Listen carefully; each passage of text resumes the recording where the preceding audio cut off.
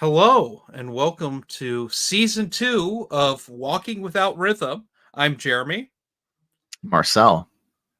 and we're going to talk about the first Brian Herbert and Kevin J. Anderson book, Dune House Atreides. Well, And you I've have got the you have a physical copy of that thing, oh hardcover yeah, no less. I have every Dune book other than Princess of Dune in hardcover. That's excessive. I'm a collector, so Yeah. yeah, and it's book club size. Yep. Looks good. It looks good. It looks like you didn't even crack it open. I listen to the audiobooks That's because this fair. audiobook is pretty good. So, Yeah. Marcel, Do you want? people Yeah. people wanted a Dune 7 and they never got it cuz Frank Herbert passed Yeah. before that could be. But for a long time, a lot of authors would reach out to Brian Herbert, according to Brian Herbert, and they wanted a sequel to Dune and they wanted to work with him. And he picks out of everyone Kevin J. Anderson. But rather than do a sequel to Dune, they were initially going to do the Butlerian Jihad, Yeah. which they would end up doing. But that also got put on hold in favor of doing a trilogy of Dune prequels, setting up the events of the original novel. And this book's kind of interesting with that. I think this is the closest we've ever gotten to the original tone of Dune. Yeah. But Marcel, what happens in this book? All right. I'm gonna try my best to recap this. It's a pretty long book, actually. I think it's almost like 700 pages long. As I recall, it takes place something like 35 years before the events of the original Dune novel. Mm-hmm. And it's broken down generally into three basic plot lines. The first plot line follows Duke, or at this point he's not Duke, but Leodo Atreides, and he's like a 15-year-old kid, Mm-hmm. right? The second plot line generally follows Vladimir Harkonnen, who is the Baron that we know and hate in the original Dune series, and his dealings with the Bene Gesserit. Mm-hmm. And then the third plot line takes place. It's sort of like, well, I guess there's actually four now that I think of it. But so the third one is Pardo Kynes, who is he's a planetologist, imperial planetologist, who is sent to Arrakis, Dune, to study the topography and the Fremen and report back to the throne. And then the fourth plot line is Shaddam, who later becomes the Emperor of the Known Universe, Shaddam IV, replacing his father, whose name escapes me. I don't know if you remember his father's name. I know what the concubine called him, Rudy. Rudy, yeah, is Elrude. Elrude, thank you. Elrude yeah, you the reminded Ninth. me. Elrude the Ninth, yeah. So the main plot line, however, is following Leto Atreides, and essentially he gets sent to Ix to visit a friend of his father's, Duke Vernius, and stay with Duke Vernius's family. And learn from the Ixians, and then next year the Ixian House Vernius's oldest son's gonna go to Caladan and learn there. Like a royal exchange, kind of like, hey, you young royal, go live with this other royal household and learn from them. And Ix is well known for it's a very technologically advanced planet, right? Almost like, so there's this rule in the Dune universe that man shall not make a machine in the likeness of man. Because of the events. Machines. Yeah, the thinking machines. Yeah, because of the Butlerian Jihad. That's right. So there, I think it's generally considered by non-Ixians that Ix kind of skirts that law. And there are these group called the Bene Tleilax, and they are religious fanatics. They really uphold the tenets of the of the Butlerian Jihad, right? Yeah, although they do make the Golas. Right, yeah, they make Golas, which are these what, like clones that They're clones from dead tissue that maintain the dead memory. person's Yeah, memories. yeah, Hence why we've had Duncan Idaho in every Frank Herbert book. that's right. He just After keeps the going back. first, And Duncan Idaho is in this book too. But yeah, he has a small plot. yes, he does. And, He's a kid in this book. mhm, But essentially what happens is, so Leto gets sent to Ix, and he, while he's on Ix, it is invaded by a joint force of Sardaukar from the Imperial throne yeah. and the Bene Tleilax. And this was done with the blessing of Crown Prince Shaddam the Fourth, who later becomes the emperor, replacing his father, and sort of at the manipulation of his best friend Hazimir Fenring, right? So Fenring's kind of pulling all the strings at this point and wants Shaddam to forge this unholy quote unquote alliance with the Tleilax. He gives them Ix, and in return they use the facilities on Ix to try and create synthetic spice. Mm-hmm. Basically cutting the Harkonnens out of the picture because the Harkonnens have control over Arrakis. Right. The Harkonnens find out about this through the Bene Gesserit, right, because the Bene Gesserit want Vladimir Harkonnen's DNA to make the Kwisatz Haderach, which we find out probably one of the dumbest parts of this book. yeah, That definitely the cringiest for sure. Reverend Mother Mohayim is Jessica's mother. Yeah. Which I knew Jessica was younger than Leto, but I didn't realize she was that much younger. Yeah.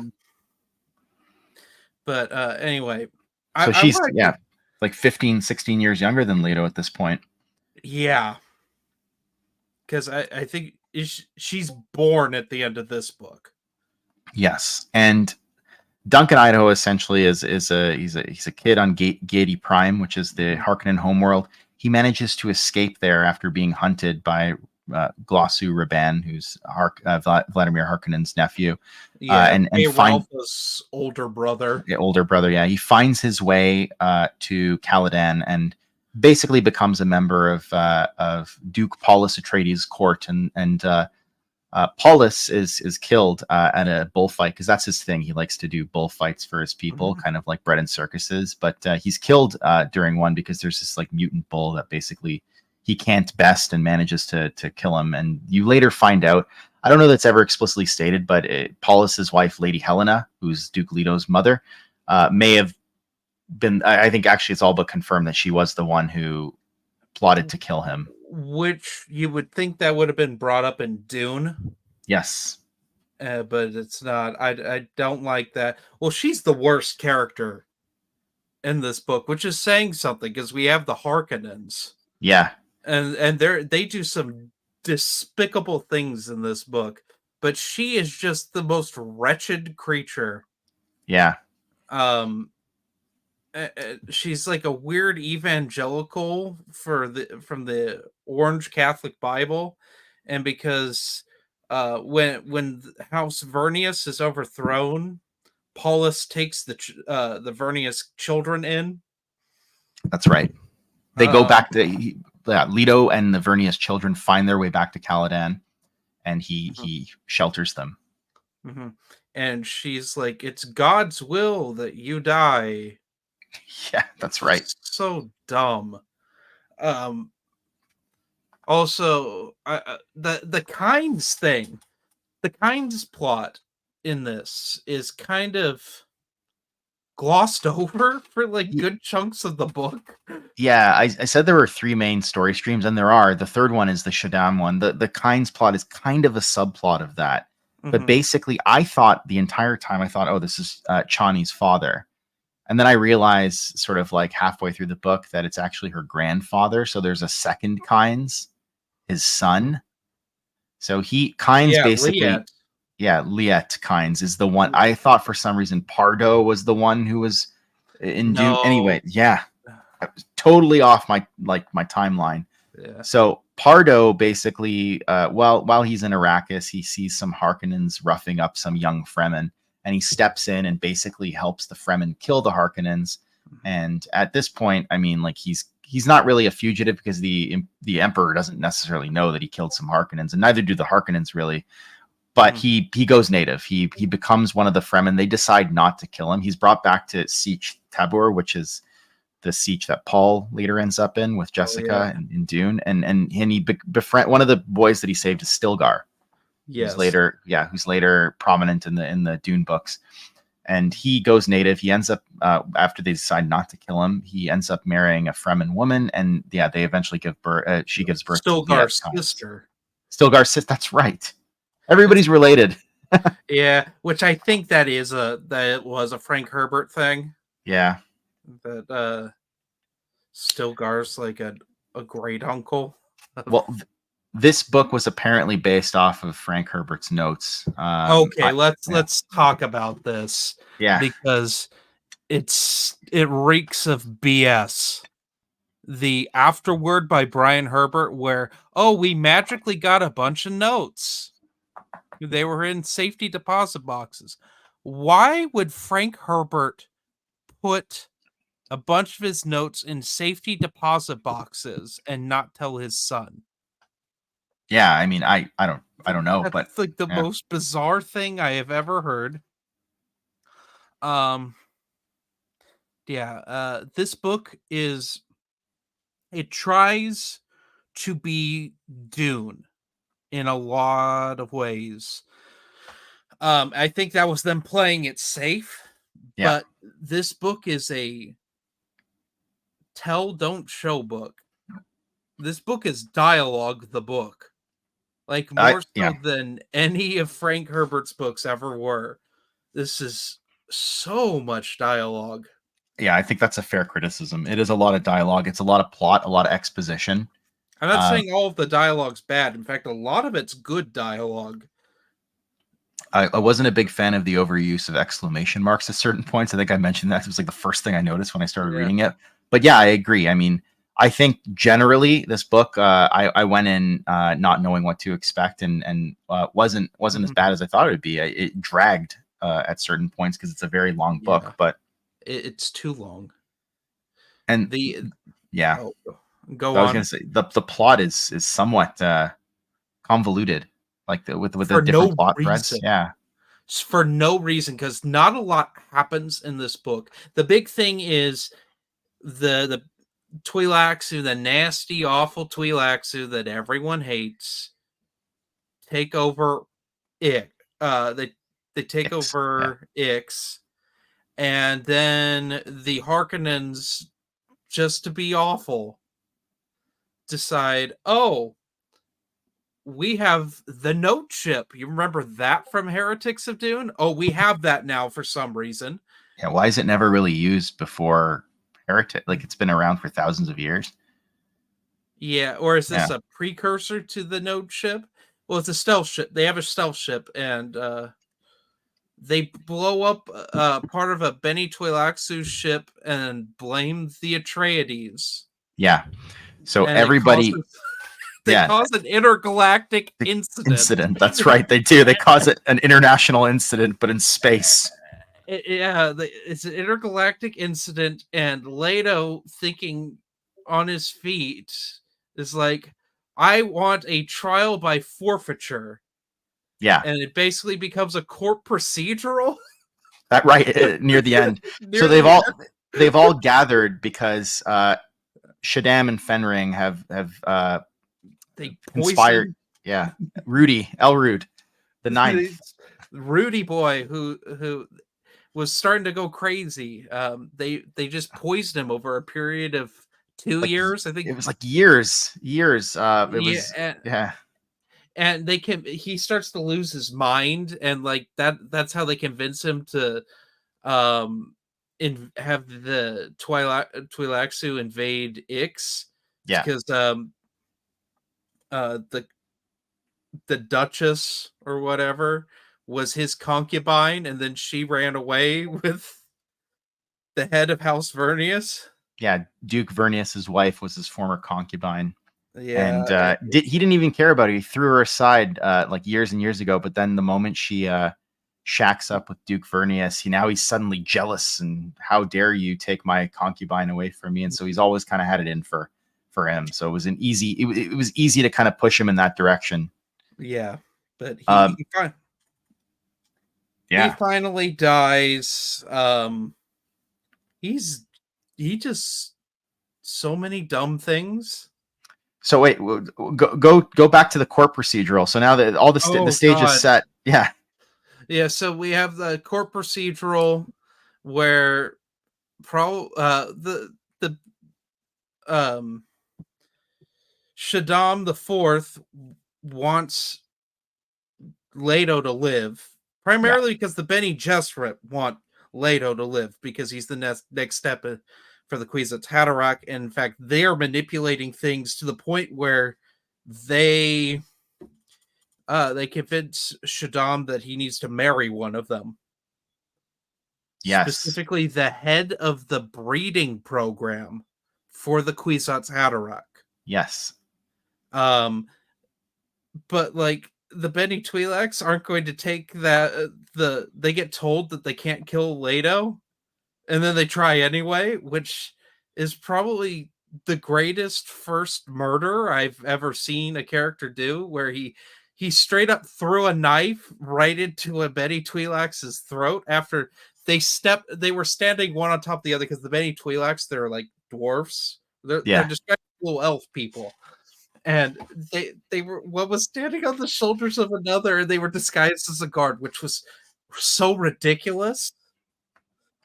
It's like what, trench coat? Yeah.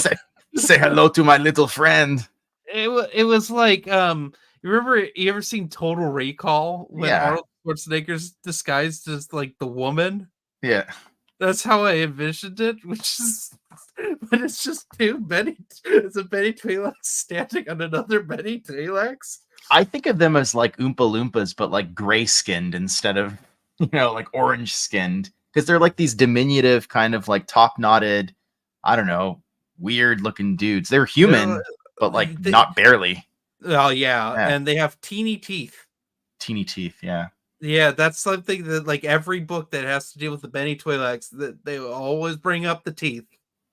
I don't know. They're not as bad as what were the cat people in Chapter House? Oh, God, I forget their Those names. nasty furries, or even worse, the chair dogs. The chair Chair dogs dog. are the creepiest things. Yeah, Here, I'm gonna people, look it up. you want The to have nightmares? the Look up futar. The the futar. futar. Yeah. I hate Um. I hate the futar. They gross me out. And I like cats, but I don't want to deal with cat men, you know?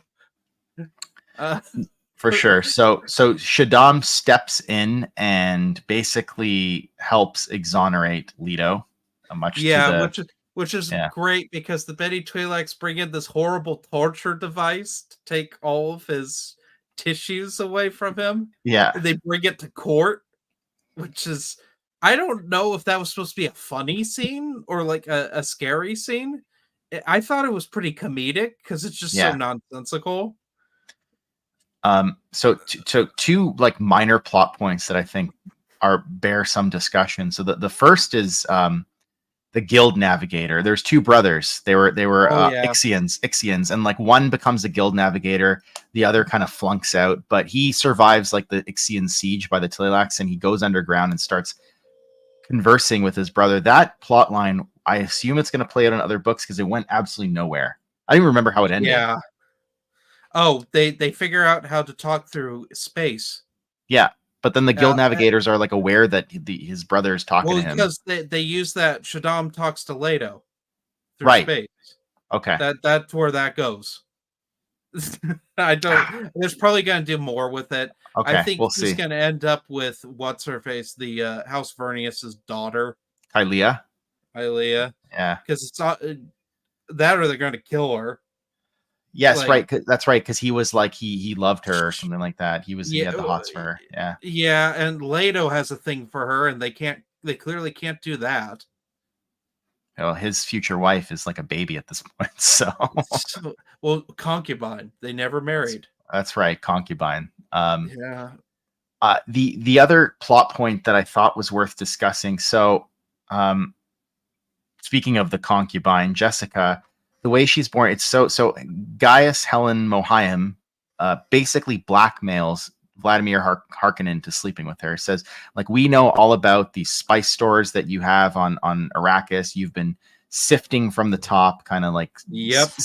stealing from the spice that's supposed to go to the Empire, and you've been taking some of it and stockpiling it for yourself. And we're going to reveal that to the Emperor unless you basically you sleep with me, which is like just the weirdest thing ever. But anyways, he It's agrees. very.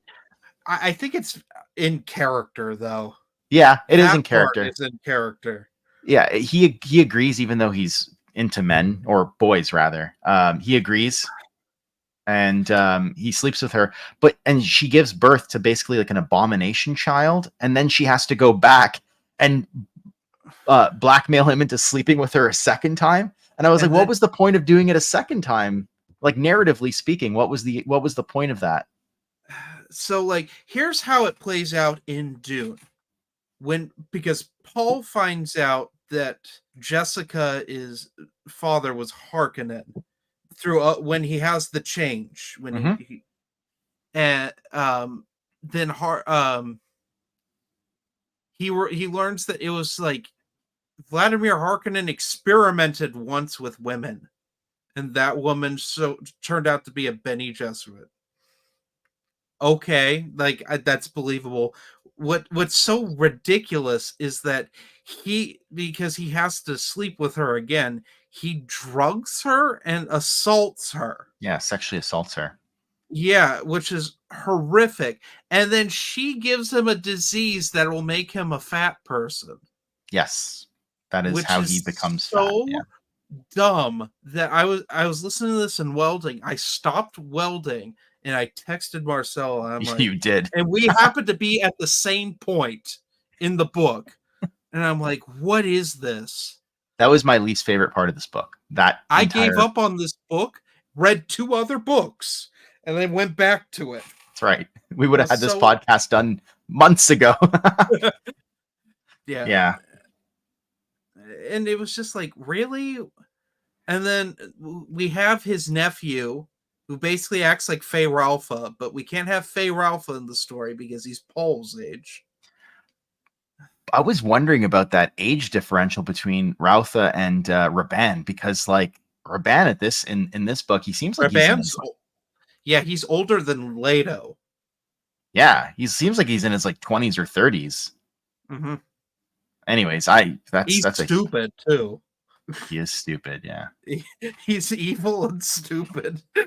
That characterization I was fine with. I thought they nailed his character. Yeah. Yeah, because Feyre Alpha's a little smarter than Raban. Yeah. Which is just it's nice. But it's so clear that they wanted Feyre Alpha and then they realized they couldn't do that. Yeah. So we have dumber Feyre Alpha, which I don't care for so much. It's whatever. Piter's in this, and I always like Piter DeVries. And Thufir Hawat. Yeah. Yeah, they're both in here. The two We got the Mentats. Mentats. I think Gurney Halleck's mentioned, but not in Yeah. this. He's not in it for sure, but he might be. Yeah, I think he might have been mentioned. And we have, of course, Duncan Idaho as a kid and becomes part of Paul's court. Paul. Paulus's court, and then later when Leto takes over, he becomes part of his court as well.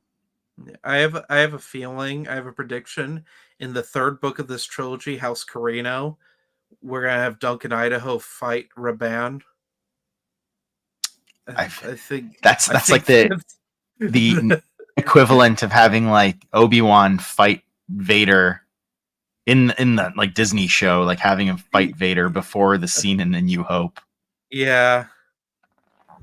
Because Raban's clearly not in Dune.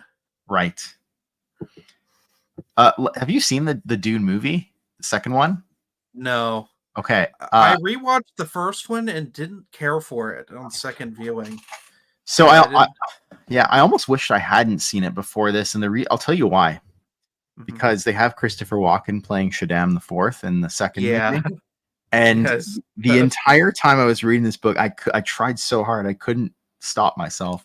I kept imagining like a young Christopher Walken, which is like really bad because I've said this before, but like I think he's the most miscast character in that film. Mhm. He's just like this old like galactic emperor, and he has like a Brooklyn accent. He's like, Muad'Dib, tell me about the ways of the Fremen. That's And funny. I don't know whoever they cast as Faye Ralpha. Horrible casting. The guy who played Austin Elvis. Butler, yeah. Oh, he's terrible. He's terrible in everything. That hot take. I thought I Heather don't was like. all right. I thought he did good in that role. I thought you should Well, see, I yeah. hate that the Harkonnens all have no eyebrows and are And they're bald. bald. Yeah, I don't like that aesthetic style Terrible either. character. I don't know. I didn't like the when I rewatched the first part. Yeah. Like I didn't like a lot of it. What did you I- think about Shaddam in this book? Because I thought he was kind of like Dumb. simpering, yeah, dumb, weak. Until the end. Right. Um yeah, I honestly their plot line was probably my favorite plot line. The court intrigue stuff. The court intrigue stuff because they're just all so awful and evil. And they're just like backstabbing everyone. I thought that was more enjoyable because the Leto stuff I thought was very weak. Hmm. Um, because like we know Leto's going to survive. Yeah. I can see they're going to kill Paulus immediately. First of all, this book, I don't know how they're going to get another 2 books out of this. Like I'm real worried because nothing It covers a happened lot of in this. ground. Yeah. Because not only that, we have another trilogy if we're reading chronologically. We have the Caladan. What on earth are they going to talk about? Like, are we a bit like what's going to happen? I I, I I don't know. I mean, okay, well, actually, let's talk about that real briefly. Like, uh, you wanted to talk about why they set this sort of 35 years in the past, and I know we've talked a bit about that off stream. This idea that like, was that the right call? Like, did we? I guess it goes back to that old question of an expanded universe generally as a concept. Like, did we need, or did we need to know what these characters were doing 35 years before Dune? Because I feel like Dune does such a great and adequate job of Mhm. just putting you right into the middle of the action, that like this story, while I think narratively constructed wasn't bad, just doesn't really, for me, it doesn't really expand the universe as much as I wanted it to. The only thing it honestly it expands is the navigators, and even then, it doesn't do a lot of that. Right. Because that's like the one thing. My one complaint with Frank Herbert stuff is no, the navigators are just there until we get to heretics, and they aren't needed anymore. Yeah, very mysterious, very inscrutable. I would love to know more about them, especially like their aesthetic in the old Dune movie, the 1984 one. Is so Mhm. cool. They're like Oh yeah, barely, and yeah, that was his vision. That yeah, was Frank Herbert's vision for the navigators. Um, yeah, I know there is a Navigators of Dune book, yes, but honestly, I think this was written to make money, if anyone cared, because it has noticeable characters you'll remember from the first book. yeah. And tonally, it tries to stay with the first book quite a bit. Yeah, Um, I think it was well written. I think it was, uh, I like narratively speaking, I thought it was a little convoluted, but I thought like the prose was not bad at all. There was just too much of it, yeah, and I'm glad yeah, it's not like a lot of the modern stuff I read on the channel. yeah, fair There enough. was no one's. It wasn't like everyone's race was mentioned. at the beginning of a sentence. It wasn't there. What pronouns weren't thrown around? You Well, it know. was it was written in 1999, so I mean, we'll have to see if those newer Dune books do anything like that. Hell yeah.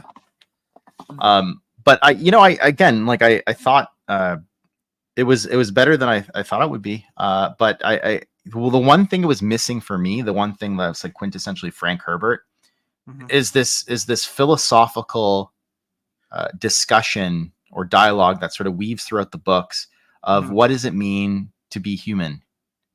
And I just yeah, all of Frank Herbert's books, Dune is the hero's journey. Yeah. Dune Messiah is never trust a charismatic leader. Yeah. Children of Dune is an extension of that, which is what it's like to be idolized and like a legend being created. Yeah. God Emperor is just like what happens when someone lives forever. Yeah. And that's just philosophy on humanity and all of its quirks and stuff. And then Heretics and Chapter House are about how sex controls people. That's like the big thing of that Frank Herbert was doing with that. Yeah. This is a pulp book. By comparison, yeah. Yeah. I don't mean that necessarily in a bad way. But it is very pulpy. It's very tell not show. And it lacks the philosophical substance. Yes. If it was like 250 pages shorter, I think it would be like a decent, like, oh yeah, it kept my attention the entire time. This is long-winded for Kevin J. Anderson. Because his Jedi Academy books are very straight to the point. Yeah, those are books you can like blast through in a day or two if you really set your mind to it. Yeah. Yeah, and that's what I'm used to. So here's the real thing. Who's doing most of the writing here? I could not tell. I imagine Kevin though. I'm thinking that he's weaving it together. You think so? I'm a little frightened to read anything Brian Herbert writes. We might have to, just for comparison's sake. I might, yeah. But like, it feels like nepotism a little bit. Yeah, I mean, I think that there's some power in that name, right? Like he's Frank Herbert's son. It really, I think what it boils down to is, do you want to know more about the Dune universe? And then the second question is, does this book or do these books deliver on more of the Dune universe? And like, I agree with you. I think in regards to the Guild Navigators, we do learn more. I think we learned a bit more about Ix, or at least what it was like before. But beyond that, sort of everybody's going through the motions to get to where they need to be by Dune. It felt like. Yeah, it feels like the Phantom Menace. Yeah, actually, yeah, that's a. And if you look at this in Kevin J. Anderson's career timeline, he's getting out of Star Wars at this point. He's moving towards Dune because he didn't come back for New Jedi Order. Right. He did some comic stuff and a short story for the Star Wars Gamer and was done. It came out the same year as the Phantom Menace. Yep, it came out the same year.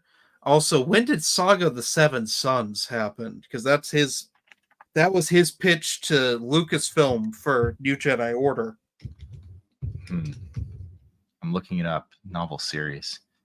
It published between 2002 and 2008. Okay. So around the time that NJO would have come out, like at least the concept would have been. Well, Vector Prime came out in 99. Oh, okay, never mind. Sorry.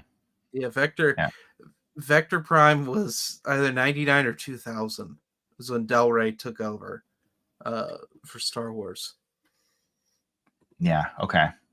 Did you know that there's a 12 book comic adaptation of House Atreides? Yeah, it came out a few years ago. They're on House Carino now.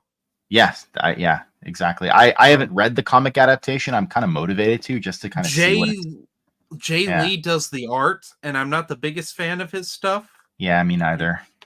It's good. He did the Dark Tower stuff early on, Yeah. and that was perfect for that.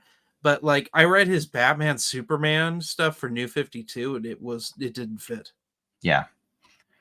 One Uh, thing I did like about this book, House of Atreides, that the other Dune books did, is like at the beginning of every chapter, there's like a little like in universe snippet or paragraph or something like that, or like a yeah, poem, it's a quote from quote, but like yeah. in universe. I like that. I like that literary affectation. I think more I'm books should do stuff like that. I'm glad that stayed Yeah. because that's been a thing since the original Dune. Yeah. Although most of those ones in that first book are Irulan. It's the only thing Irulan does in the first book. That's right. Yeah, she's the narrator, right? So Yeah, in the movie at the very least. in the book too. In the book? Was she She's the the chronicler of Oh, that's Muad'Dib. right. She writes the history of that's right. That Muad'Dib. is her function as his wife. She's just his chronicler because he won't. That's like the whole problem in Dune Messiah is he won't sleep with her, Yeah. Well, she has and nothing else to do, I guess, than and, write his and that's history. why she initially conspires to get him killed, and then What? regrets it, which is the dumbest writing of Frank Herbert's career. I never understood that suddenly she regrets her decision once the babies are born, I guess Cheney's babies. she finally came around to him. I don't know. Because wasn't And she was in Children of Dune as well, right? Like she was pretty yeah, instrumental. She was like their guardian essentially. well, yeah, because Ilea's insane. That's right. Yeah. She's like trying to keep the balance of things in there. I always felt bad for Irulan, like when it came to children of Yeah. Dune, because honestly, I think she's the only one that cared about those kids. Yeah. That's Although the impression that I got too. but the kids didn't care about her. No one cared about poor Irulan. All those kids were like superhumans, right? They Well, yeah, they were like thousands of years old, trapped in 9-year-old bodies. yeah, It's so bizarre, and it it's works. it does work. What did you think about the characterizations in House Atreides? Like I thought the Harkonnens were pretty well characterized. Everyone's well characterized from the books, from the Yeah. previous Frank Herbert stuff. I mean, Stilgar doesn't get a lot of time, and Yeah. Duncan Idaho's kind He's a of mature for his age, but they justify it, so yeah. it works. Um, I didn't like what's his face, the Shaddam's friend. Fenring. Fenring still doing the thing. Yeah, he has that speech impediment where he kind I, of sounds out words. well, in Dune, they make it sound like it's his own language, and he actually gets introduced to the Benny Jesuit who becomes his wife and Lady Fenring. Yeah. father's Fey Ralpha's daughter, which never goes anywhere in Frank Herbert's books, That's right. I remember that. but is the plotline of Paula Dune. So At least they tied up that plot hole. yeah, Yeah. the Heroes of Dune trilogy that they only just finished, even though they wrote those first two books in the 2000s, and then they just wrote the third one last year. Yeah, I mean, for me, it makes sense to go back into the far past if you want to expand the Dune universe and do something, 10,000 years in the past, talking about the Butlerian Jihad. And we can talk about those books when we get to them and how good they are and if they actually do a good job of that. But that like conceptually makes sense to me. But to do something 35 years in the past, I mean, I'm going to sound like a hypocrite because I love the Star Wars expanded universe and they do like something like every year. But I don't know. It seemed like way too soon. If you're going to do it, you got to do it really well. And here's my thing. So Marcel and I have the same opinion on this. We are the only two people apparently on this planet that are lukewarm on this. People either really love the Prelude trilogy or they hate it. Really hate it. Really hate it. I mean, Yeah. it got me nervous going on here. I mean, Noah left the podcast. So, you Yeah. know, which I'm kind of thankful he didn't read this, because he would have complained the whole time. Yeah. And we already have weird Stephen King books that he can complain about. I don't need to torture him further That's by right. rating an author he really doesn't like. Yeah. I mean, I think that I can see why a lot of people find this book to be problematic, and I can also see like the good things about it too, right? I think, There yeah, are really fun moments. yeah. I think probably the most fun this gets is when Leto and his buddy are on the boat and the boat Rom- Rom- catches fire. Romber, Yeah, yeah, he's Duke Vernius's son. yeah. They're going out on a boat to catch uh pearls, like these pearl type things on Yeah, Caladan, and then the boat catches fire. That's a fun sequence. they have to get That saved. felt like something out of Jedi Academy. It did. Yeah, a cross between that and Young Jedi Knights. It's like Mhm. something you read in those books. Yeah. If they had talked to the fish, then Huh. like was Jason here? But anyway, I honestly give this a 3 out of 5. Yeah, that's what I rated it. Yeah, it's fine. Yeah, I don't know how the other two are going to stack up in this trilogy, but we'll find out eventually. yeah. I guess up next is House Harkonnen. Yeah, we'll see what the Harkonnens do this time. I don't know. I don't know how it's the same length as this book. It's like almost 700 pages. Why. I don't. I don't know. Anyway, We'll that's find about out. all we have. Yeah. So, well, I think we'll call it there. Mm-hmm. Have a good one, everyone. Join us next time. And remember, walk without rhythm so you don't attract the worm.